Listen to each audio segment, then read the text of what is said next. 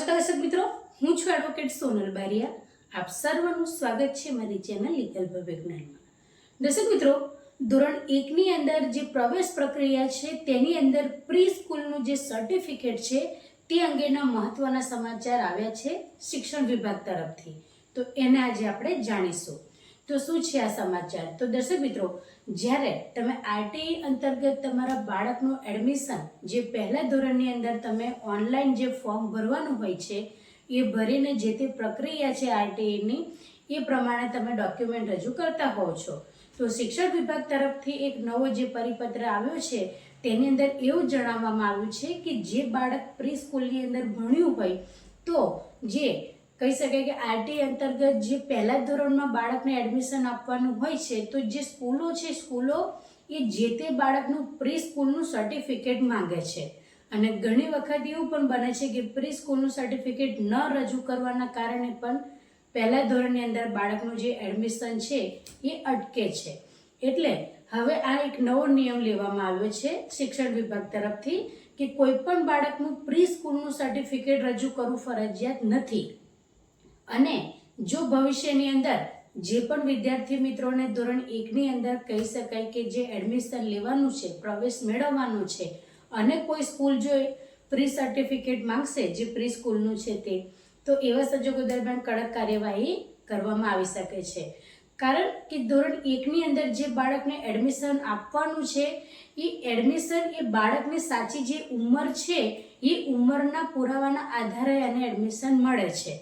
એટલે બાળકની સાચી ઉંમરનો પુરાવો તેનો જન્મનો દાખલો છે, નહીં કે પ્રી સ્કૂલનું સર્ટિફિકેટ. એટલા માટે જે બાળક જે ઉંમરનું છે અને એ ઉંમરની જે સાબિતી પૂરતા એની પાસે અન્ય ડોક્યુમેન્ટ ઓલરેડી હોય જ છે તો પછી એની માટે પ્રી સ્કૂલનું જે સર્ટિફિકેટ છે એ એટલું બધું મહત્વ નથી ધરાવતું. એટલા માટે શિક્ષણ વિભાગ દ્વારા આ જે નવો પરિપત્ર જાહેર કરવામાં આવ્યો છે એટલે હવે પછી જે પણ બાળકોનું પ્રી સ્કૂલની જે સર્ટિફિકેટ છે નહીં હોય તેમ છતાંય એમને જો આરટીઈ અંતર્ગત પ્રવેશ મેળવવાનો હશે તો તેવા બાળકોના જે વિદ્યાર્થી કહી શકાય કે એમનું જે નિયમ છે એ પ્રમાણે આરટીઈનો જે નિયમ છે તે પ્રમાણે જે ડોક્યુમેન્ટની યાદી હોય છે તેની અંદરથી જે પ્રી સ્કૂલ સર્ટિફિકેટ છે તે નહીં હોય તો ચાલશે. તેની જગ્યાએ બાકીના જે ડોક્યુમેન્ટ છે એ તમારે આપવા પડશે. પરંતુ શિક્ષણ વિભાગે કહ્યું છે કે બાળકની ઉંમરનો પુરાવો માત્ર એનું જે જન્મનું પ્રમાણપત્ર છે એ હોય જ છે. એટલે અહીંયા એડમિશનનું મુખ્ય કહી શકાય કે પુરાવો શું, તો કે બાળકની જે સાચી ઉંમર છે તે જ છે.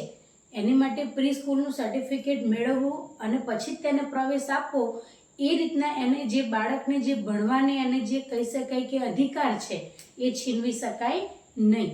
અને આ જ કારણે હવે જે પણ બાળકોનું હવે પછીના જે પણ ટર્મની અંદર ધોરણ 1 ની અંદર આરટી અંતર્ગત એડમિશન લેવામાં આવશે તો એવા બાળકોનું જો પ્રી સ્કૂલનું સર્ટિફિકેટ નહીં હોય તો બાકીના જે ડોક્યુમેન્ટ છે એ તો આપવાના જ છે, પરંતુ બાળકની સાચી ઉંમરના પુરાવા તરીકે જે તે એની પાસે ડોક્યુમેન્ટ હશે તેના આધારે એ બાળકને એડમિશન આપવાનું રહેશે. અને જો કોઈ પણ સ્કૂલ એવું કહેશે કે પ્રી સ્કૂલ સર્ટિફિકેટ વગર અમે એડમિશન નહીં આપીએ તો એવા જે પણ વાલી મિત્રો છે તેમને જાણ કરવા કે ભાઈ જે પણ શિક્ષણ વિભાગનો પરિપત્ર છે તે પ્રમાણે જે તે સ્કૂલ છે એવું દબાણ ન કરી શકે કે તમારા બાળકનું પ્રી સ્કૂલનું સર્ટિફિકેટ લાવો. બાકીના ડોક્યુમેન્ટ છે એ યથાવત જ છે, એ તો તમારે આપવાના છે. આ જે પરિપત્ર આવ્યો છે એ માત્ર ને માત્ર પ્રી સ્કૂલ સર્ટિફિકેટને લઈને જ આવ્યો છે.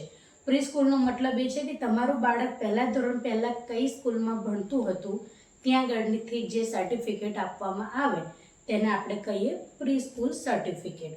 તો દર્શક મિત્રો, આ જે કહી શકાય કે સરકારશ્રી દ્વારા જે નવી નવી યોજનાઓને લઈને કે પછી જે શિક્ષણ મંત્રી દ્વારા જે પણ આ કહી શકાય કે નવા નવા પરિપત્રો છે તે જાહેર કરવામાં આવે છે તે પ્રમાણે જે કાનૂની રીતે જે પણ નવી નવી અપડેટો આવે છે, સરકારશ્રી દ્વારા જે નવી નવી અપડેટો આવે છે તે અપડેટો હું તમારા સમક્ષ વિડીયોના માધ્યમથી રજૂ કરું છું જેથી કરીને તમને પણ તેની જાણકારી મળી રહે. તો જો દર્શક મિત્રો વિડીયો ગમ્યો હોય તો તેને લાઈક કરજો, શેર કરજો અને ચેનલને સબસ્ક્રાઈબ કરજો. જય હિન્દ, જય ભારત.